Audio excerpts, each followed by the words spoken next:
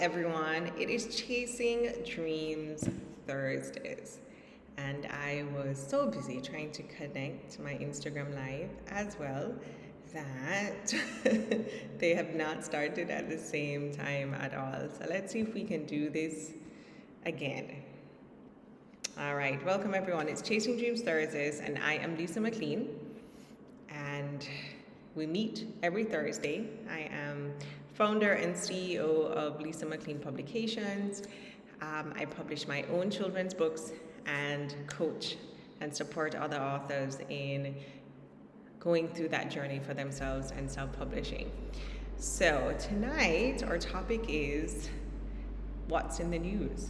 So tonight we're going to talk about what I thought were three interesting, well, they're not all innovations, right? But three things that hit the news that I think have a great deal of bearing and impact on authors, whether you are self-published or traditionally published. So I want to share that this evening. We always start with, we talk about what little step did you take this week? What suggestion can you make to others about how to continue chasing those dreams, how to inch a little bit closer? And so I would say my step for this week was showing up again on a Tuesday morning. So every Tuesday we have a drop-in writing session that's free, but it's also counted as part of our subscription program. And in committing to this time on a Tuesday morning, not only do I find that it's beneficial for the writers who show up, but it's also really beneficial for me, and I find I'm making a lot more progress on my own projects by having this time. It's so hard to find it at any other point in the week because there are so many projects I'm working on for teaching and for my tutoring that I do, that I'm finding it even harder to carve in that time for writing that I used to be able to do every day. So I'm finding scheduling that time. So whether you want to join us or whether you're really good at scheduling that time for yourselves or just finding another online community that works at a time that's good for you, but scheduling that time to write is really important. So I thought this week was really interesting in the news where publishing is concerned, and I thought it would be worth pausing to share some of what I came across. The first one is a biggie. Most of you have probably heard about it, and that is Penguin Random House, which is one of the top 5 publishing houses in the US, is attempting to purchase Simon & Schuster, another one of the top 5. And the US Department of Justice is suing to block the sale, so they're in court. They have interviewed, along with anyone who understands the legal ramifications of this, but they've also been interviewing some prominent authors like Stephen King to talk about why the merger of these two large publishing houses could be and should be a concern for authors everywhere and for the publishing industry.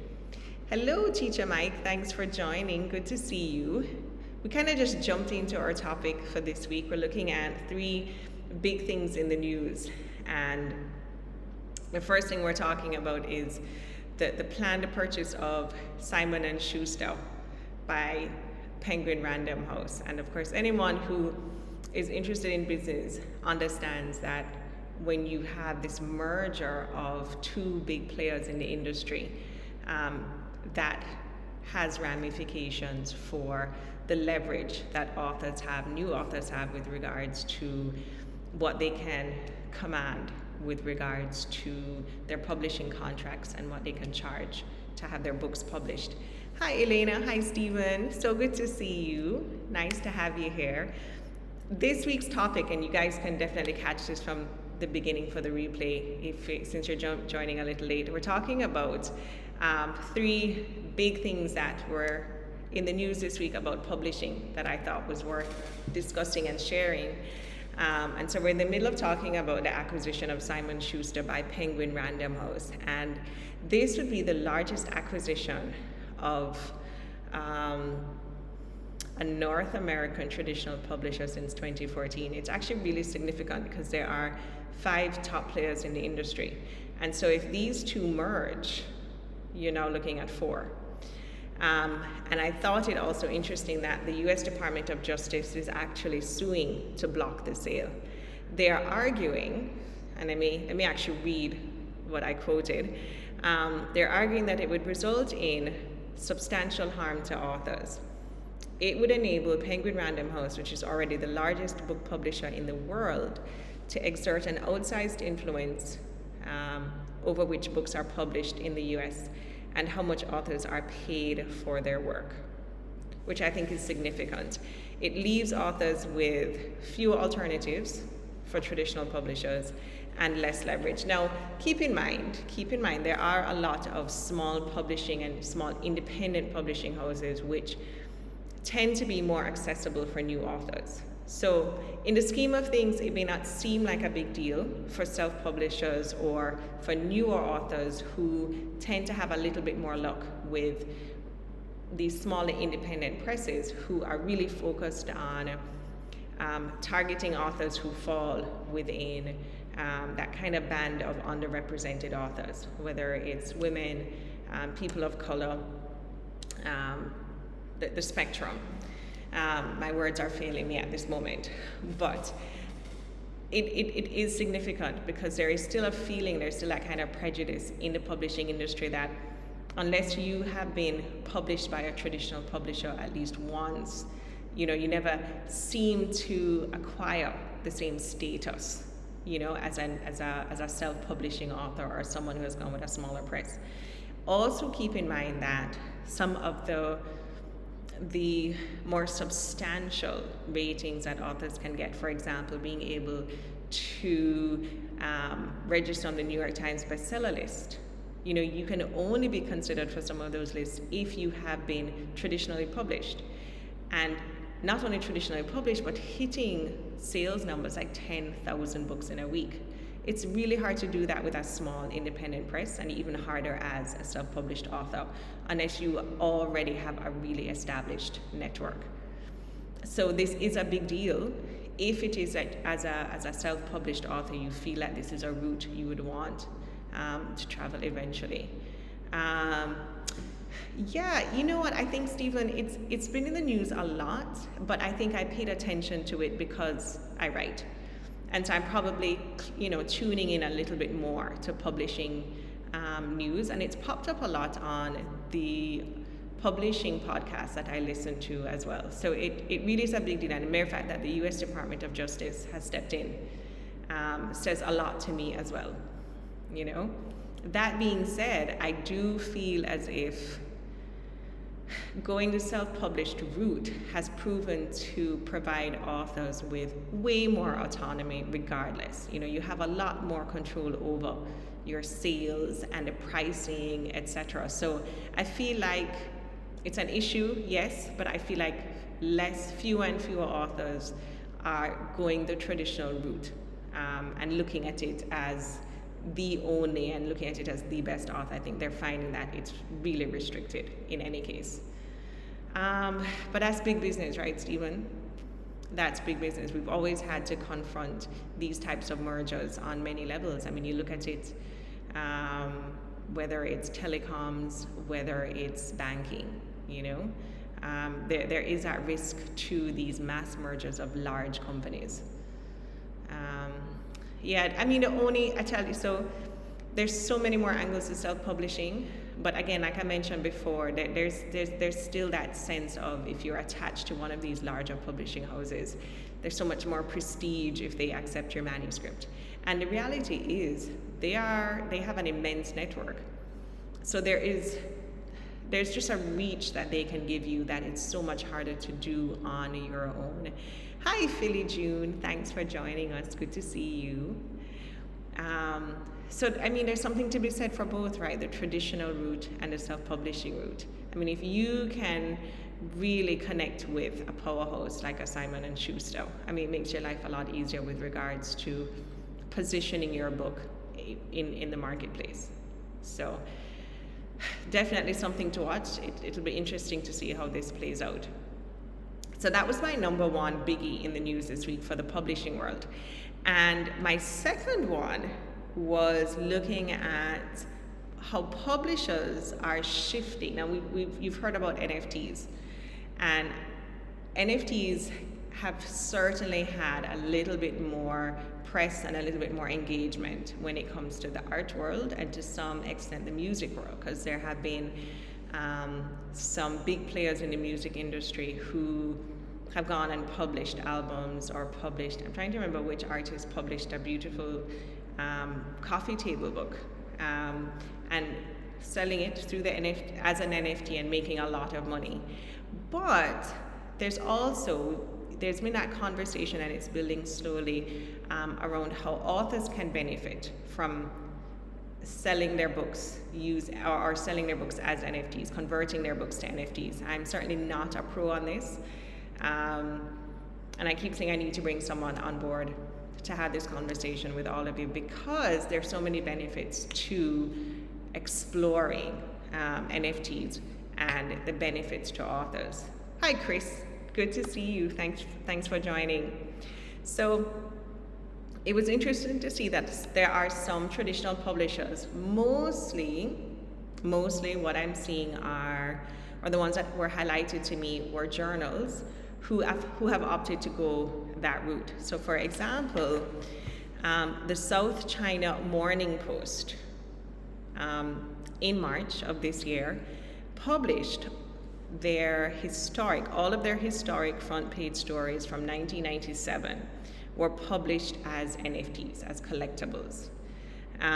Time as well, Time, the magazine, released its first ever magazine issue this spring and made it available as an NFT, right? So I think now, I've seen a lot of smaller authors trying to go this route, and this route, and I've looked at the numbers, but the turnover is really low, and for what it costs to actually mint an NFT, I don't know that it's been worth it yet. It certainly hasn't been worth it for me yet. I've seen where I think it's Apple is it should be releasing an app that allows you to mint NFTs for free. That would be a game changer as well. But the pickup so far has been mostly towards artwork. But when you see companies like South China Morning and Time entering the marketplace, then you know that, okay, it's time to do your research on the values of releasing your books as NFTs. Pearson Education, they plan to sell their textbooks as NFTs, and I think the mere fact that they've launched their own app will make it a little bit easier. Now, I'm sure you're wondering, well, what's the benefit? The benefit of NFTs is that every time it's resold, you earn something. So for example, we have a habit in Jamaica of, you're in high school and maybe in first form, you used The Silver Sword as one of your literature books. Well, if you bought The Silver Sword, the author made money on that initial sale. But every year it gets passed on to someone else. And so if I sell it to a friend, the author never makes money off of that. I only make money. And the beauty with an NFT is that it has a token attached, it has its own little code. And so every time it changes hands, it gets sold and then sold again and then sold again, which is why I think Pearson is jumping on this, because we know textbooks are sold 3, 4, 5 times, especially at the university level. You will actually make a cut every single time it's sold. And then of course you can do really interesting things with NFTs, right? So you can sell just the book itself, the e-copy, the e-version, or for a higher price, you can sell the book along with a hard copy. You can sell the book with a hard copy with merchandise. Like, you really can be very creative in how you package your products. I agree, Stephen. I keep saying it, and when I'm planning through my guests for the show, it's a one that keeps dropping off, and I never remember until I'm planning again for another show. So I've written it down this time to see if I can find a specialist for sure. Well, let's talk about it. Because you seem to know many more people in that regard. There is only one person in the local market that comes to mind that I've had this conversation with. So certainly if you know anyone else, make the suggestion so I can throw it out. But I definitely think the option of NFTs is a good way to go for authors, for artists generally, because we tend to lose out just because our products are sold multiple times and we only earn money on that initial sale. Oh, cool. Very nice. Yay. Thank you, Stephen. Yes, please ask. I just think I got so excited. It was Pearson's that caught my ear first. And I was like, well, if Pearson's is looking into NFTs, this has to be substantial, right? And they clearly realize that they're losing out in the textbook market because of resales. And then when I started to do my digging, and I was like, hold on, these are two major journals that have jumped on as well. And they're not doing it because of the resale value, but they see the value of, when you issue an NFT, it has a lot more longevity than a physical book, right? And of course, because it's stored on the blockchain, it's easier to track, easier to trace. If you're hunting down, if you've got like one in the collection, it's easier to find the rest. And I think just from a security point of view and trying to keep track of their I get the impression that it's a lot more safe as a storehouse of information and a storehouse for just their files than the traditional storage systems that they use. Okie doke. Thanks, Stephen. Good to see you. I hope Nigel will be fine. All right. Take care. All right. So that was my number 2. My number 1 was the merger between Penguin Random House and Simon Schuster, or the purchase of Simon Schuster by Penguin Random House. Second being NFTs. And third, this was a fun one. This is not what I was expecting. I have in the past, in doing my research, seen where in Asia in particular, what a lot of authors are doing is using video game technology to publish their books. What was even more interesting today is seeing that there are so many more video games that are spiraling and being produced based on authors' works. And this one was interesting. So there's a new video game based on the poems of Emily Dickinson. Now, if you're a die-hard literature person, you'll recognize the name. You'll recognize Emily Dickinson's name. She would have been a poet from a long time ago. And a game called Emily Blasto, and it's a kind of 1980s style game, think Pac-Man, where players must shoot words out. Hold on, looking for my notes, I don't want to quote incorrectly.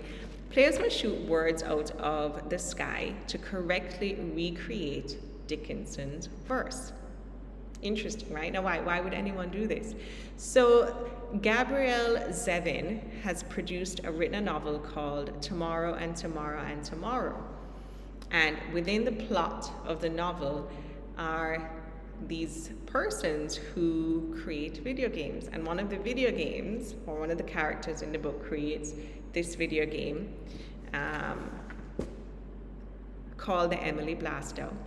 And Gabrielle's publisher decided that it would be a really fun project to recreate the book in the game in real life. So, it was recreated as part of publishing and launching the book. But it's such a neat idea. We talk about merchandising in publishing, and we think about, the typical routes, t-shirts, mugs, masks, pencils, but this is a really good spin-off for any of you who have published, especially if you've published a series or you've published characters that really have taken on a life of their own among your readers. Creating a video game based on what you've published would be a fun idea. And the nice thing is, hi Wisdom Evan, good to see you. Nice to see you again. I haven't seen you in a while. The good thing is that there are so many apps that are available that allow you to build your own video game. So even if you don't know anything about coding, It's kind of like WordPress, which is there, or a program like Wix that allows you to build your own website. But you have these other sites that would allow you as a non-coder to be able to create your own video game. So consider this as an option, as a nice spin-off for your books, especially if you've created a children's book or a series. It would be a really good addition to what you have on your plate. I'm excited. These are really interesting finds this week. I definitely think each of them in their own way, as much as they were big in the news for this week, are going to have continued ripple effects for the publishing industry. If you join late and you missed the beginning part, definitely check in and listen to the replay after, because I do feel like the publishing industry is seeing a shift.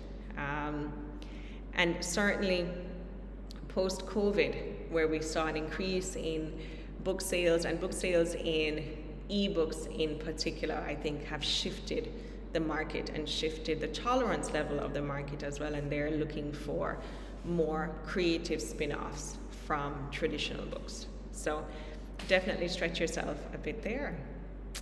There we go. This was really cool. This was a really interesting meeting. I will definitely follow up with you on my conversation about trying to find someone to come in and speak to you about NFTs and the benefit of looking and considering investing in NFTs as an author. In the meantime, it's definitely something that you want to look at. And certainly, again, look at some of these really interesting spin-offs to publishing, beyond just publishing ebooks and hard text, but looking at video game technology as an avenue to publish your book using that format, or even just creating a video game based on your book. Lots going on, and I will keep you posted on this merger that we're seeing, because I do believe it's significant, and I believe it's significant enough that it will be in the headlines for another couple of weeks. So good. It'll be interesting to see how that plays out. Any questions for me on anything we've discussed tonight, or anything that you want to share, anything that you've heard about in the news this week that you think would be good to talk about, or any celebrations that you have this week? Because we always talk about those little steps that we're making towards chasing our dreams and pushing forward. All right. Well, remember, so while I wait on you guys to post your comments, remember we meet every Thursday at 8:30. We talk about all things publishing and books. And for those of you who want a little bit more support, definitely check out my website, iamlisamclean.com, and see if our subscription community is a good fit for you, because you may benefit from our drop-in sessions, our coaching sessions, and just the additional community feel and support that comes from being a part of a group who have very similar goals. So, looking forward to seeing you again next Thursday.